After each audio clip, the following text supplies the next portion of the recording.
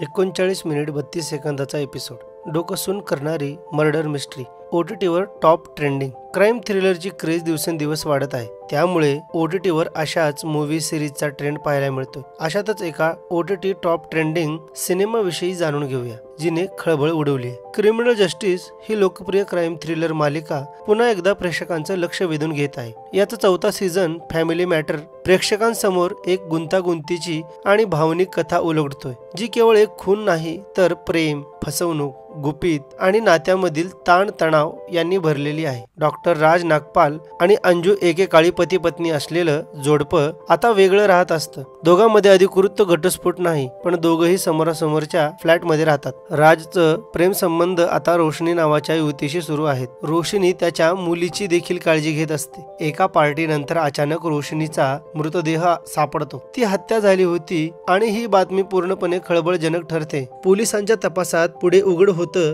की रोशनी गर्भवती होती आणि तिचा गर्भपात देखील झाला होता। त्यामुळे संशयाची दिशा वेगवेगळ्या लोकांकडे वळते। चौथ्या भागात मोठा ट्विस्ट समोर येतो। गौरी करमरकर नावाच्या व्यक्तीला साक्षीदार म्हणून ओळखण्यात येतं आणि खून करण्यात वापरलेलं हत्यार कचऱ्याच्या ढिगाऱ्यातून सापडतं। हत्यारावर रक्ताचे डाग असून त्याचं फॉरेन्सिक तपासणीसाठी पाठवण्यात आलं आहे। रोशनीच्या अंत्यसंस्कारावेळी एक अनोळखी तरुण तिच्या चितेजवळ उभा असतो। थोड्याच वेळात वकील माधव मिश्रा त्या तरुणाकडे लक्ष देतो आणि लक्षात घेतो की तो दुसरा कोणी नसून रोशनीचा एक्स मंगेतर आहे। या तरुणाने माधवला सांगितलं की रोशनीनं त्याच्याशी साखरपुडा केला होता, पण नंतर राज नागपालच्या प्रेमात पडल्यामुळे त्याला सोडलं। ती गरिबीचं आयुष्य नको म्हणून श्रीमंत राजशी नातं जोडलं होतं। हे प्रकरण अधिक गहन आणि धक्कादायक बनतं। संपूर्ण प्रकरणाची सूत्र पुन्हा एकदा वकील माधव मिश्राच्या हाती येतात। प्रत्येक भागात तो एका नवीन धाग्याचा शोध घेतो आणि सत्य उलगडण्याच्या मार्गावर निघतो। तुम्ही जिओ हॉटस्टारवर सिरीज पाहू शकता।